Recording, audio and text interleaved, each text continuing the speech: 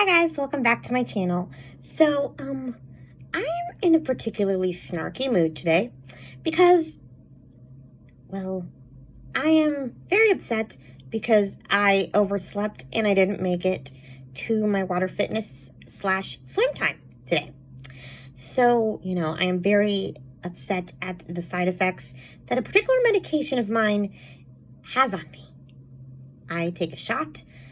Basically, it's some sort of growth hormone to strengthen bones.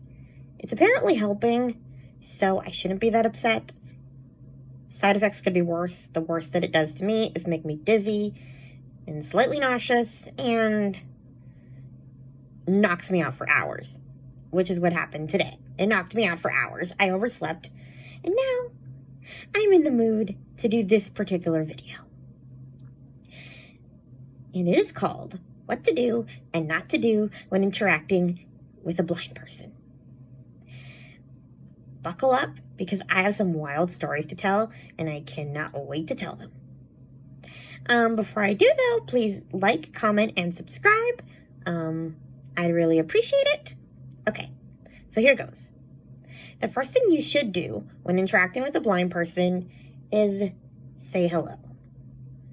Now, sounds pretty obvious, but lots of people tend to forget and they just wave or smile, and then they get mad at us because we don't respond to them. But it's a little difficult to respond when we don't know you're talking to us. Although, don't get me wrong, I do understand why people want to wave. I do it too. When I don't really want to talk to you, I will give you a little wave when you say hi to me and then keep going.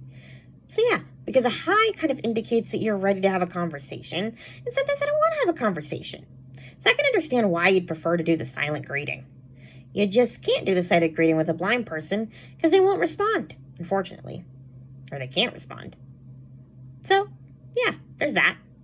Next thing is, there's no need to yell. I can hear you, and I'm not deaf. Sorry if I just burst your eardrums, for those of you who are not deaf. But yeah, people tend to talk really loud because they associate us with Helen Keller, I guess. Deaf, blind, all that. So, a lot of us have actually better hearing than you do, so you're actually hurting our very sensitive little ears. So please don't yell in our faces, thank you. The next thing you shouldn't do is talk in baby voices. Do you know how many people talk to me in baby voices? Hello, little sugar plum. Aren't you adorable? Uh-huh. I actually got in trouble because, so the Children's Choir at Braille Institute was performing at the Pasadena Showcase House for the Arts. And, yeah, the person I'm slightly mocking is this older lady who pinched my cheeks and called me Sugar Plum, and I made a face at her and got in trouble because I insulted a potential donor. Yeah, it wasn't a good day. But yeah, I don't mind terms of endearment, the normal ones, but just say them in a normal voice. I mean, one of my water fitness instructors, she calls me Peanut, and that's fine. I don't mind, as long as she doesn't do it in a high-pitched, squeaky voice. So, she doesn't do it like in a baby voice. She just does it because that's what she calls me sometimes. It's fine. Terms of endearment are fine. Just don't do it in a baby voice. So yeah, that is one of my biggest pet peeves, the baby voice. Waitresses love to do that to me. And what would you like to drink, sweetie pie? Stop it. Stop it.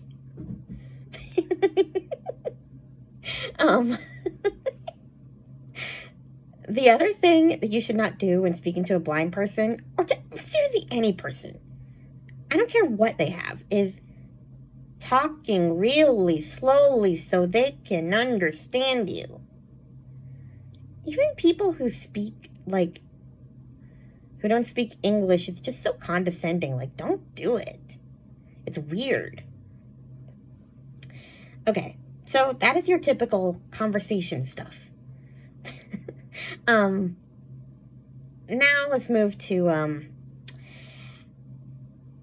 you wanted to be a good Samaritan and helping us out if we're in trouble. Now, I appreciate help just like everybody else. I'm actually less sensitive than a lot of blind people. I will take the help 95% of the time, as long as it's not offered weirdly. So here are some of the weird ways that you should not help. Do not just come up to a blind person and grab them by the arm and start dragging them in the direction you think they need to go. Announce your presence, say hello, make sure to let me know you're not a serial killer, and then we can talk about helping me walk across the street. Until then, go away, stranger. Didn't your parents teach you stranger danger as a child? Do not take candy from a stranger, and do not have that stranger walk you across the street.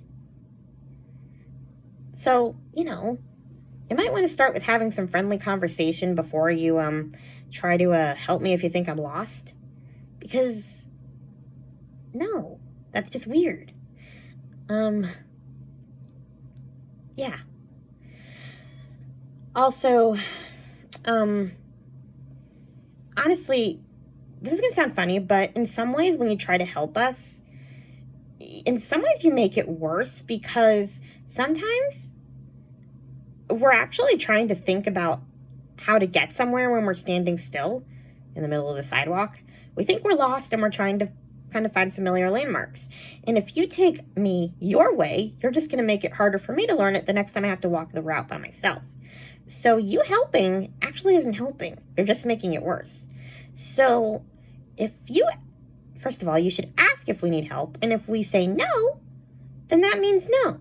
Even if you think we're super lost. I mean, don't get me wrong. If you see me heading toward a speeding truck, please, grab me in a aggressive manner and shove me out of danger. That I will thank you for. But, if I'm not in, life-threatening danger, it's okay if I get a little lost. It's actually better if I find my way back on my own. So, yeah, there's that. And here's where my next wild story comes in. I'm still in shock that this happened years later, after the fact.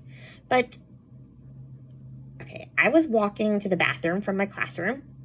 We were on a class, we had a break. It was a 4-hour class, and they gave us a 10-15 minute bathroom break. And so I'm walking to the bathroom, minding my own business. I guess I turned the wrong way, and one of my classmates grabbed the bottom of my cane, where the tip is, and started trying to drag me in the opposite direction without saying a word.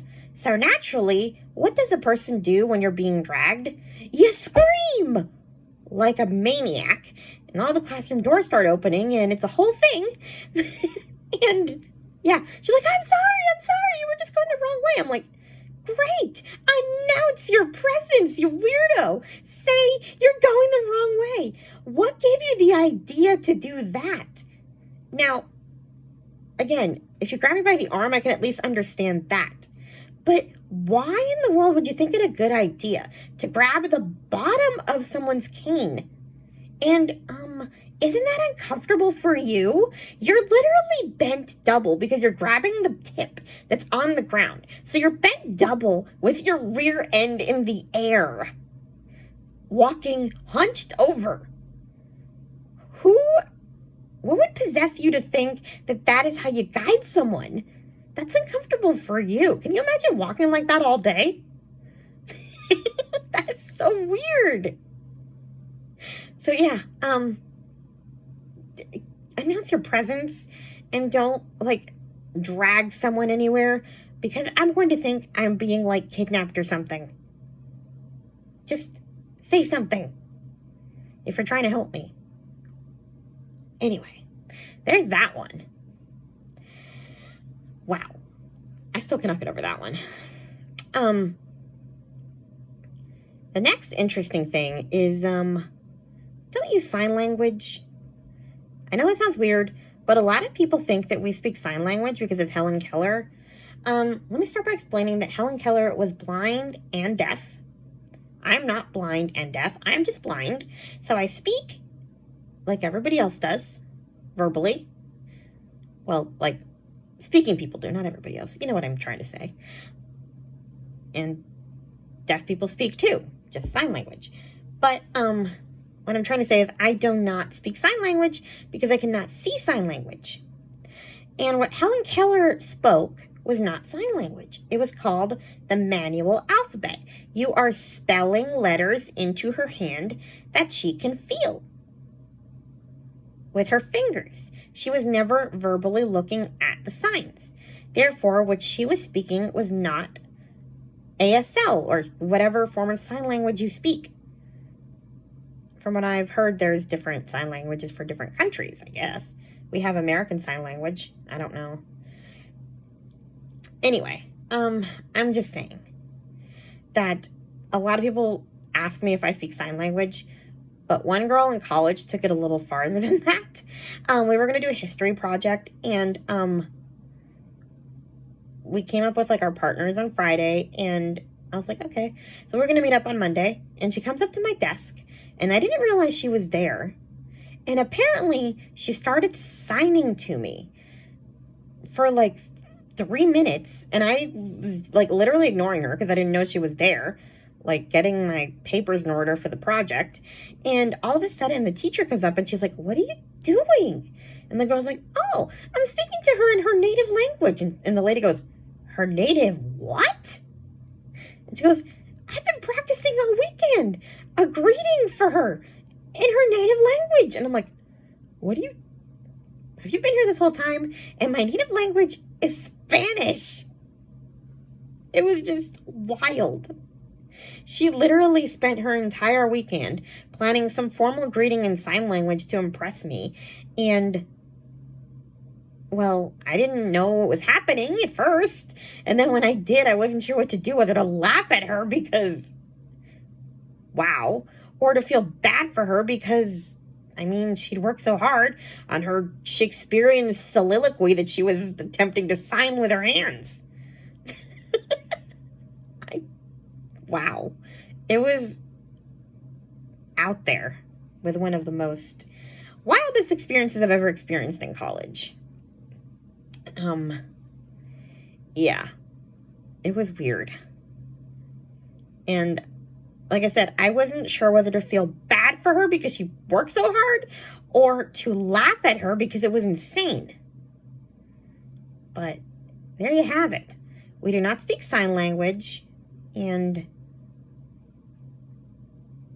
yeah. Speaking of like sort of